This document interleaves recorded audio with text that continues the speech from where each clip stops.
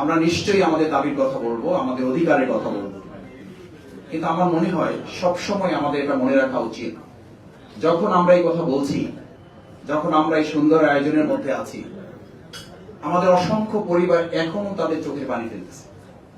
আপনি এখনো ঢাকা মেডিকেলে যান, এখনো সোহরাওয়ার্দী মেডিকেলে যান, এখন অন্যান্য প্রাইভেট মেডিকেল গুলোতে যান, গিয়ে দেখবেন প্রতিদিনই অন্তত 2 জন, 1 জন, 3 জন করে মৃত্যুবরণ করছে, শহীদ হয়ে যাচ্ছে।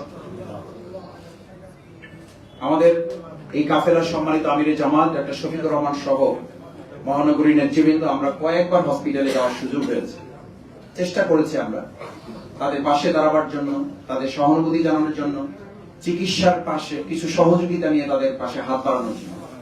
সেখানে গিয়ে আমাদের কাছে মনে হয়েছে আমাদের অধিকারের কথা আমাদের বলার সময় আসলে এখন এটা ঠিক, কিন্তু এই ভাইদের অধিকার, এই ভাইদের সুচিকিৎসা, এই ভাইদের পরিবারগুলোকে আরেকটু বুঝিয়ে, যে ভাইরা জীবন বাজি রেখেছেন, গুলির সামনে দাঁড়িয়েছেন। আপনারা দেখেছেন যে পুলিশের একটা ভিডিও ভাইরাল আছে যে স্যার আমরা একটা গুলি করি, একটাই মরে, একটাই আহত হয়, আর কেউ সেখান থেকে। এই যারা জীবন বাজি রেখেছে, আমরা আজকের এই প্রোগ্রাম থেকে তাদের প্রতি শ্রদ্ধার সাথে স্মরণ করছি। আল্লাহ তাআলা তাদেরকে স্বাধীনতা যোদ্ধা হিসেবে কবুল করুন।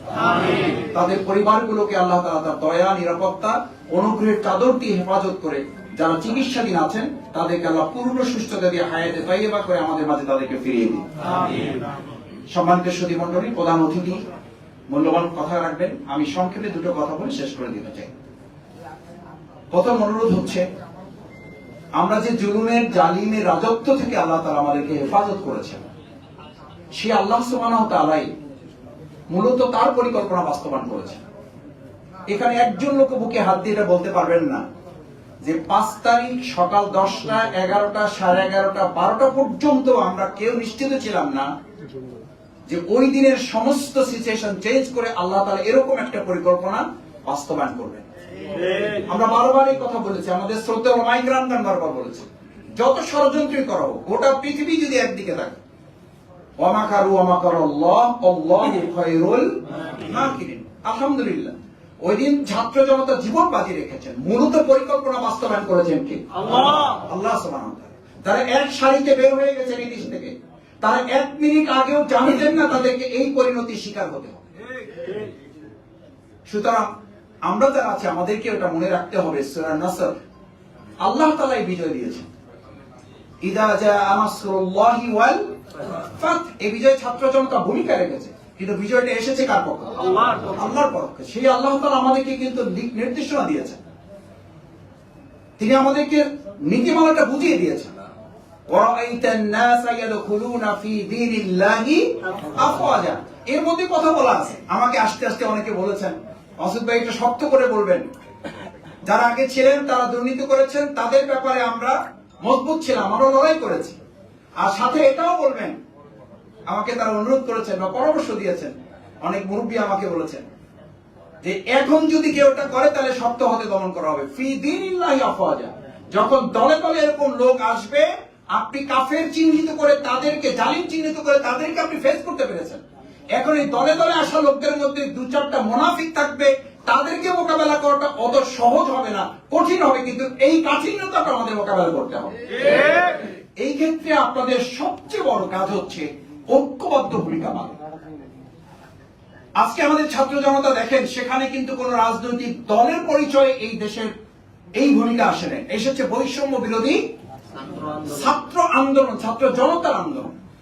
সুতরাং আমরা যেন আজকে আমাদের ব্যক্তি, আমাদের রাজনৈতিক সংগঠন, দল, এই চিন্তার উঠতে উঠে আমরা ইসলাম এবং দেশকে যেন প্রাধান্য দিতে পারি, তাহলে যত দুর্বল অথবা যত সবল, জালিম, মুনাফিক, স্বৈরাচারী, ফ্যাসিস্ট যারাই থাকুক, তাদের মোকাবেলা করা আমাদের জন্য আগামী দিনে কোনো কঠিন কাজ হবে না। দ্বিতীয় যে কথাটা বলে আমি শেষ করতে চাই, সম্মানিত ওলামায়ে কেরাম, সুধী মণ্ডলী, আমাদের এই ইসলাম ধর্মের যে সুন্দর পঞ্চম স্তম্ভ বা এই যে হজের মতো গুরুত্বপূর্ণ ইবাদতের কাজে যারা সম্পৃক্ত আছেন, এটাকে আপনারা কেউ বলেছেন এটা রাজনীতি মুক্ত, কেউ বলেছেন এটা আমাদের ব্যবসা, কেউ বলেছেন এটা আমাদের আর্থিক উপার্জনের একটা খাত। যে ভাষায় আপনি বলেন, আমার কাছে মনে হয়েছে আমি 1-2 বার যতটুকু আল্লাহ তাআলা তৌফিক দিয়েছেন যাওয়ার, যাদের সাথে গিয়েছি আমি তাদের মুখে কাউকে এই কথা বলতে শুনি নাই, তারা প্রত্যেকে বলেছেন এটা আমাদের একটা খেদমত,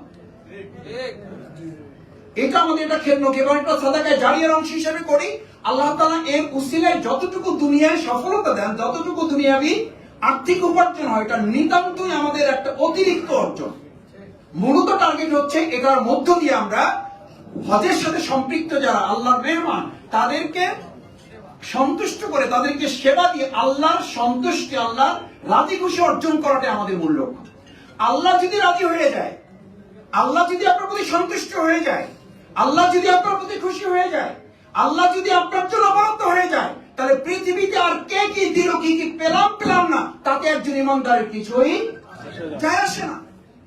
সুতরাং আমি শেষে অনুরোধ করতে চাই, সম্মানিত ওলামায়ে কেরাম, সুধী মণ্ডলী, আসুন আমাদের প্রিয় মাতৃভূমি বাংলাদেশের জন্য, ইসলামের জন্য, দেশের জন্য ওলামায়ে কেরামগণ যে ভূমিকা রেখেছেন, ইসলামী আন্দোলনের নেতৃবৃন্দ যে ভূমিকা পালন করেছেন, যে আপসহীন ভূমিকা পালন করেছেন, এই আপসহীন ভূমিকার সর্বশেষ নজরানা যে ছাত্র জনতা ভূমিকা পালন করেছে, কোন কাজের মধ্য দিয়ে যেন এই শহীদের প্রতি, শহীদের রক্তের প্রতি, এই ওলামায়ে কেরামের ত্যাগ এবং কোরবানির প্রতি, বিশেষ করে আমাদের আহত পঙ্গু অবস্থায় যারা এখন বিভিন্ন অবস্থায় চিকিৎসাধীন আছে, তাদের প্রতি যেন আমাদের বেঈমানি বিশ্বাসঘাতকতা না হয়, তাদের প্রতি যেন অবিচার না হয়, তাদের রক্তের সাথে যেন আমরা বিশ্বাসঘাতকতা না করি। আর একই সাথে আমাদের মধ্য থেকেও যারা আছেন, অন্যায়কে অন্যায় বলতে পারার সাহস নিয়ে তো আমরা 17 বছর লড়াই করতে পেরেছি, এখন আমরা পারবো না? অন্যায়কে অন্যায় বলতে পারার, মাথা উঁচু করে রাখার জন্য আমরা ফাঁসির মঞ্চে যেতে পেরেছি, এখন আমরা 2-4 জন থাকলে তাদেরকে কি আমরা অন্যায় ভাবে যারা এই কাজ করতে, তাদেরকে আমরা মোকাবেলা করতে পারবো ইনশাআল্লাহ? যদি পারেন, আমি আপনাদেরকে আশ্বস্ত করছি, এদেশের ইসলামপন্থী ওলামায়ে হক পন্থীগণ, বাংলাদেশ জামাত ইসলামী সহ আমাদের শ্রদ্ধা অন্যান্য ইসলামী আন্দোলনের নেতৃবৃন্দ যারা আছেন, আপনাদের পাশে থেকে সমস্ত ইতিবাচক কল্যাণকর কাজগুলো পরিচালনায় আগেও আমরা ছিলাম, এখনো আছি, ভবিষ্যতেও আপনাদের সাথে থেকে এই সমগ্র ইতিবাচক কল্যাণকর কাজগুলো পরিচালনায় আমরা আপনাদের সাথে থেকে ভূমিকা পালন করবো ইনশাআল্লাহ। সেই প্রত্যাশা ব্যক্ত করে বাংলাদেশ জামাত ইসলামীর সম্মানিত আমিরে জামাত ডক্টর শফিকুর রহমান আপনাদেরকে সালাম জানিয়েছেন, আপনাদের কাছে দোয়া চেয়েছেন, দেশের জন্য দোয়া চেয়েছেন, বাংলাদেশ জামাত ইসলামীর জন্য দোয়া চেয়েছেন। আমাদের জন্য আপনারা বিভিন্ন সময় এই গুরুত্বপূর্ণ বারাকার কাজে যারা সম্পৃক্ত, সবাই মন খুলে আমাদের জন্য দোয়া করবেন।